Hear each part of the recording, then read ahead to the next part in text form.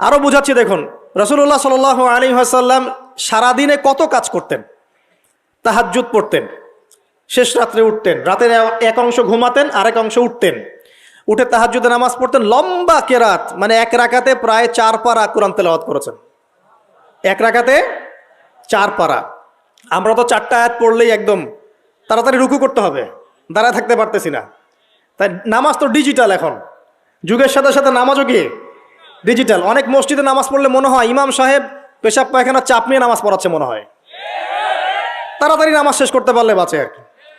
আবার দেখা যায় মাঝে মাঝে যে নামাজ মানুষ পড়াচ্ছে, পড়তেছে না, মানে নামাজ পড়ানোর দায়িত্ব সে পালন করছে, নামাজ নিজে পড়তেছে না।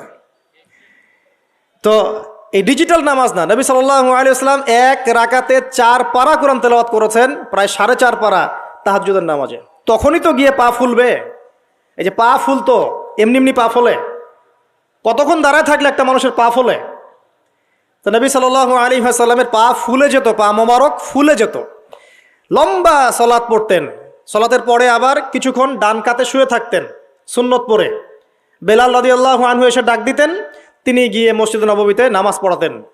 ফজরের নামাজও হতো লম্বা, কেরাত হতো লম্বা। নামাজের পরে আবার সাহাবীদের সাথে কথাবার্তা বলতেন, দ্বীনি বিষয়ে মোজাকারা করতেন। তারপরে ইশরাকের নামাজ পড়তেন, চাশতের নামাজ পড়তেন, পরিবারের দেখাশোনা করতেন, দিন প্রচার করতেন, রুজি রুটির ব্যাপার ছিল। এই সারাদিন যে এতগুলো কাজ তিনি করতেন, একদিনে একটা মানুষ এত কাজ করতে পারে? তো নবী সাল্লাল্লাহু আলাইহি ওয়াসাল্লামের জীবনের বরকত আমার জীবনের বরকত কি সমান? তাহলে বলেন, বরকত কি আমি চাক্ষুষ জ্ঞান দিয়ে প্রমাণ করতে পারবো? এরকম অনেক বিষয় আছে ইসলামে যেটা চাক্ষুষ জ্ঞান দিয়ে প্রমাণ করা যায় না।